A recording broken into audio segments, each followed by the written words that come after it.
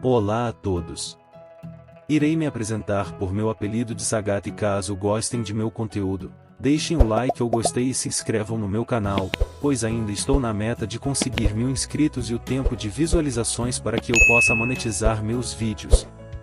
O nome do mangá é Gozu e a história acontece no reino de Murin, onde o Senhor Supremo de Chaotic Murin, também conhecido como Dogoku Ryun, o Destruidor Celestial, junto aos seus seguidores conquistaram toda a Murin e toda a Terra. Por razões desconhecidas, o Destruidor Celestial desapareceu repentinamente, e sem seu líder, seus seguidores se dividiram e se dispersaram com o passar dos anos. Muito tempo se passou e voltamos para uma caverna onde há duas pessoas contando sobre como essa história é conhecida. Logo vemos a imagem de um dos integrantes da caverna afirmando: "Essa é uma mentira desprezível. Eles me traíram." Nesse momento sabemos que na caverna está alguém que uma vez fora chamado de Destruidor Celestial e que fora traído por aqueles a quem confiava e lhe haviam jurado fidelidade quando na verdade planejaram o assassinato de seu mestre. Seus nomes eram Yoyol-bi, Gi-yong, Max-sapion e Van-sa.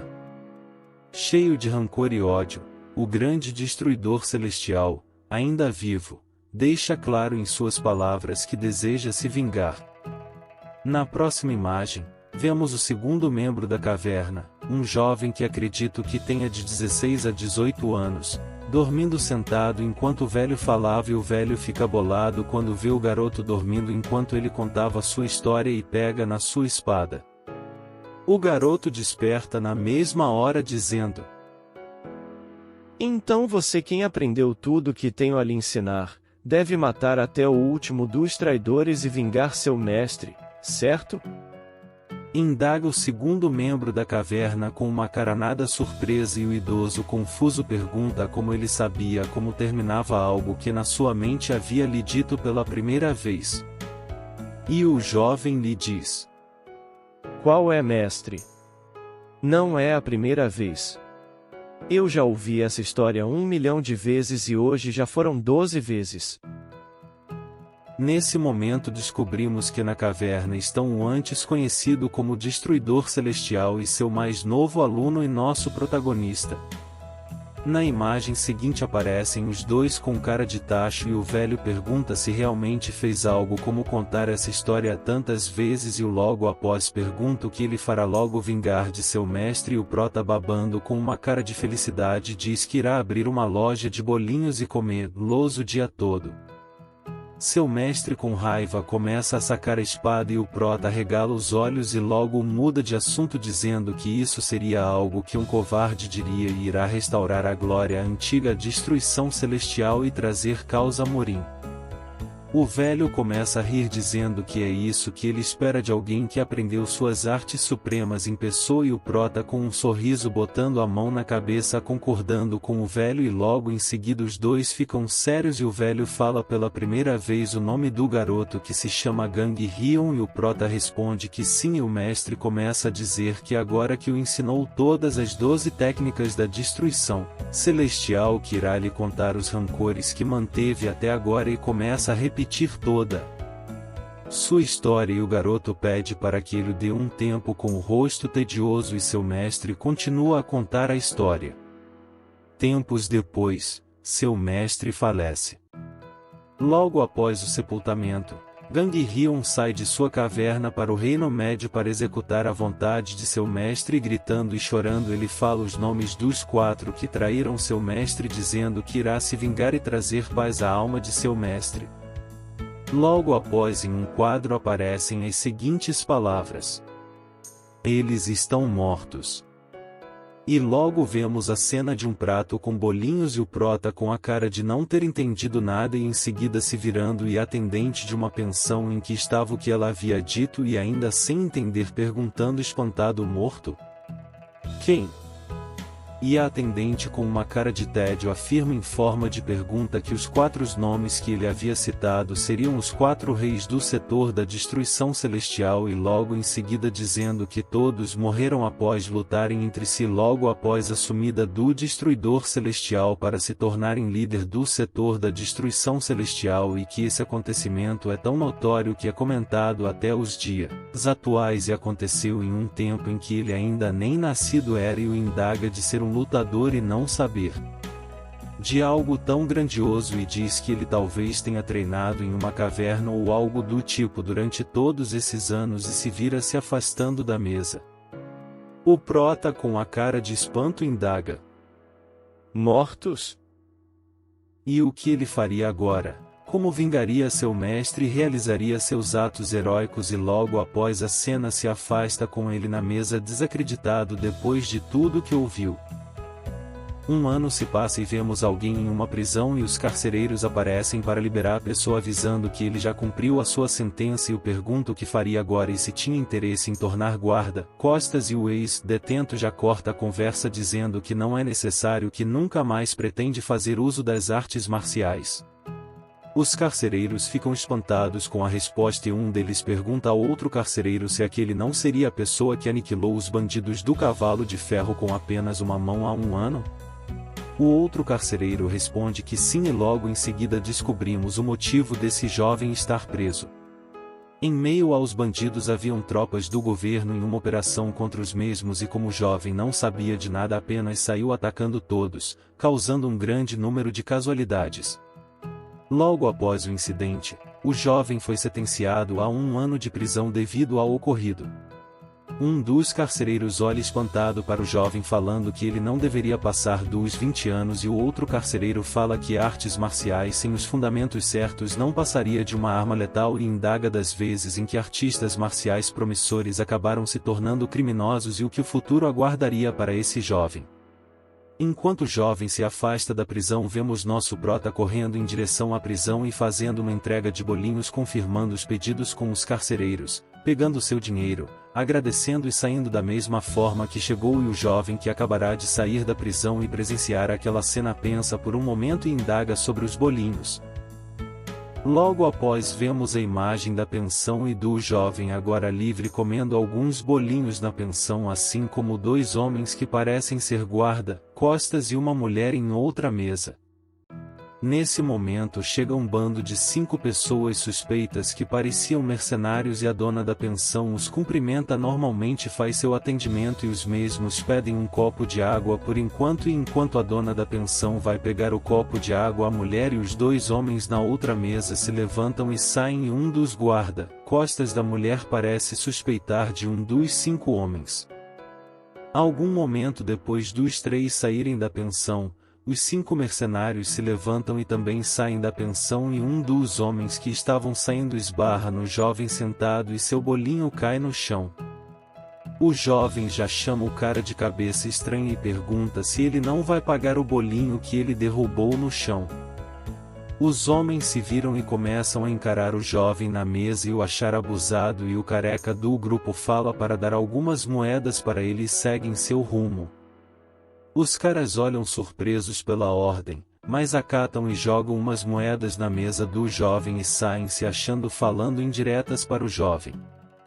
O jovem continua na mesa inquieto. Logo após um dos pedidos sai da cozinha e a dona do estabelecimento diz que os donos desse pedido já haviam saído e a garota da cozinha fica indagando o que fazer com o pedido já pago. Nesse momento, nosso prota chega ao estabelecimento e a coroa e dona do estabelecimento pede para que ele vá rápido atrás de uns clientes que saíram sem seu pedido e entregue a eles. Logo após, em meio às montanhas vemos os 2 grupos que saíram do estabelecimento lutando sendo que o grupo da garota estava em desvantagem e feridos e descobrimos que os mercenários estavam há tempos à procura deles e estavam quase acreditando de que eles estariam mortos antes de vê-los na taberna. No momento em que eles iriam matar a garota e seus guardas, nosso prota aparece e passa pelos 5 homens que olham espantados e surpresos e entrega à garota a comida que eles haviam comprado na taberna. No momento em que ele iria voltar para sua taberna, um dos mercenários acha nosso prota um palhaço e outro obstrui sua passagem e pergunta se ele teve um sonho com um senhor tentando acerta com um balde. Nosso prota responde que talvez tenha tido algo parecido e pergunta por quê e, logo após, vemos a imagem do mercenário movendo rapidamente com sua espada e dizendo que esse sonho era uma premonição de sua morte e, nesse momento, uma moeda acerta bem no nariz de nosso prota e ele cai no chão. Os outros ficam espantados com o ocorrido e logo em seguida vemos o jovem ex-detento com cara de quem fez besteira dizendo que havia mirado no pulso de quem estava com a espada e logo depois o mesmo dá um sorrisinho pedindo desculpas por esse erro já que havia salvado sua vida. Os mercenários olham com raiva para trás e nosso prota fica no chão tonteado com a pancada forte que levou no nariz. A garota olha espantada enquanto o garoto começa a atacar usando as moedas que os mercenários haviam jogado em sua mesa, que as repelem e se esquivam sem problemas. Logo em seguida, eles começam a sacar suas espadas e encarar o garoto e o líder dos mercenários toma a frente da situação e o garoto fica se lamentando que quebrará o seu voto de não lutar mais e afirma que essa será a última vez e logo chama a todos de uma vez para a luta. Todos olham espantados e do nada o garoto ataca o líder dos mercenários na barriga fazendo o mesmo cuspir o melado e logo em seguida ele lança mais um ataque no queixo e, certo que já teria derrotado o líder com aquele golpe, ele se vira se preparando para atacar aos outros quando uma mão envolve a sua cabeça. Era o líder dos mercenários que o segura firmemente e pergunta ao garoto se ele já havia escutado de algum artista marcial que tinha atingido o nível corpo de diamante. Ele diz que ele era esse homem e que se chamava Dang Gi e começa a dar uma chave no corpo do garoto. Logo se escutam uns estalos de ossos quebrando e um grito. Em seguida o líder dos mercenários joga o corpo do garoto no chão inconsciente e os outros mercenários começam a se vangloriarem dizendo que ele teve o que merecia por bancar o maioral e logo vemos o garoto virado para o chão e o melado se espalhando. Em seguida alguém ofende o grupo de mercenários. Eles olham para a pessoa e logo vemos que nosso prota começa a questionar a atitude desse grupo em tratar alguém mais fraco e ainda criança dessa forma. Em seguida nosso prota se vira para os seguranças e a mulher e diz que quer dar uma lição nos companheiros deles e os mesmos dizem que eles não são companheiros. Um dos mercenários bate com a espada na cabeça de nosso prota perguntando se ele havia perdido a cabeça e logo em seguida os dois mercenários caem no chão sem poderem se mover e todos ficam espantados sem saber o que aconteceu e o que ele havia feito. Nosso prota se vira mais uma vez e volta a perguntar a um dos seguranças se eles não estavam juntos e o segurança volta a afirmar que não são conhecidos. Enquanto eles conversam, os mercenários percebem o perigo e o líder fala para os outros para que matem o garoto enquanto ele está distraído. No momento em que eles o atacam nosso prota Sami surge atrás batendo a cabeça dos dois mercenários uma contra a outra fazendo os outros dois desmaiarem notando que eles queriam o matar também. Em seguida o líder o envolve com seus braços confiante de que quebraria todos os ossos do prota. Em seguida vemos nosso prota segurando nos pulsos do líder mercenário e afastando seus braços fazendo o gigante líder suar. Em seguida lança uma no estômago que faz a baba do líder escorrer e o mesmo encosta em uma pedra sentindo muitas dores e percebendo que tinha dificuldade de respirar. Nosso prota prepara um golpe enquanto fala e analisa o fato de o líder mercenário falar anteriormente que teria um corpo de prata e vai para o ataque e nem dá tempo para que o líder mercenário diga o que queria falar e lança seu ataque de nome Destruição Celestial, ataque da palma demoníaca. A garota fica espantada com o nome que o prota diz. Logo em seguida vemos a marca profunda da mão que ficou no corpo do líder careca e vemos o mesmo afundado na rocha que estava logo atrás. A mesma se parte em várias partes com a potência do golpe realizado e cai toda por cima do líder careca, fazendo todos os presentes ficarem de boca aberta com tamanho poder, e o prota imagina que o líder careca estará bem depois de algumas horas, já que ele possuía um corpo de diamante, mas que levaria um tempo para que ele saísse debaixo de todas aquelas rochas e que usasse esse tempo para que pensasse melhor em como viver a sua vida. Logo após vemos nosso prota se dirigindo ao garoto no chão, enquanto os dois guarda-costas em pensamento ficam imaginando se o líder mercenário teria realmente um corpo de diamante e o que ele estava para confessar antes de receber tal golpe. A garota fica totalmente surpresa em saber que nosso prota conhece as artes marciais do Supremo Destruidor Celestial, enquanto nosso prota analisa a situação do garoto no chão e faz um tratamento com energia no peito do garoto, que faz o mesmo cuspir um pouco de melado e diz que o mesmo deve recuperar suas forças em uns 10 minutos. Logo em seguida, nosso prota se vira para os guardas e pede com uma cara inocente que, ao passarem novamente naquela taberna, manterem o segredo de que ele tenha usado artes marciais. Ambos, sem entender nada, afirmam que farão o que ele pediu e o mesmo agradece. No momento em que nosso prota iria seguir seu caminho, a garota pergunta o nome de nosso prota com um olhar fascinado e o mesmo diz que é enfadonho e vai embora. Os guardas olham para trás e pensam que a garota tenha se sentido ofendida e tentam acalmar sua senhora, e a mesma, com um rosto fascinado e corado, repete o nome que nosso prota havia falado. Logo os dois guardas entendem a situação e tentam a fazer entender que enfadonho não era um nome, enquanto a garota, derretida no prota, fica imaginando e falando mestre enfadonho, se referindo ao nosso prota. Momentos depois vemos nosso prota de volta à taberna e a dona do estabelecimento perguntando por que ele havia demorado, e o mesmo tentar se desculpar dizendo que havia se perdido enquanto procurava pelos clientes. Ao olhar para nosso prota, a coroa já questiona se ele estava lutando e o mesmo tenta disfarçar dizendo que não, mas a dona pergunta então qual seria o motivo do nariz dele estar escorrendo melado, e nosso prota continua a tentar disfarçar dizendo que caiu de cara no chão. A coroa já grita para quem está na cozinha e diz que nosso prota estava lutando. Logo descobrimos que o nome dela é Yeren e vemos a garota sair da cozinha aos gritos e perguntar se ele estava bem, mas com uma cara de raiva dizendo que ele havia prometido que não usaria artes marciais sem a permissão dela enquanto estivesse trabalhando, e o mesmo continuando com mentira de que havia escorregado.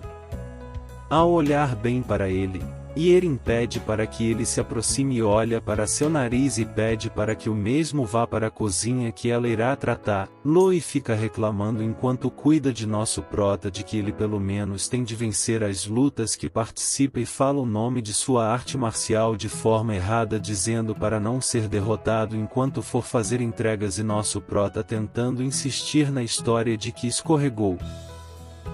Por enquanto, é isso, galera. Espero que tenham curtido.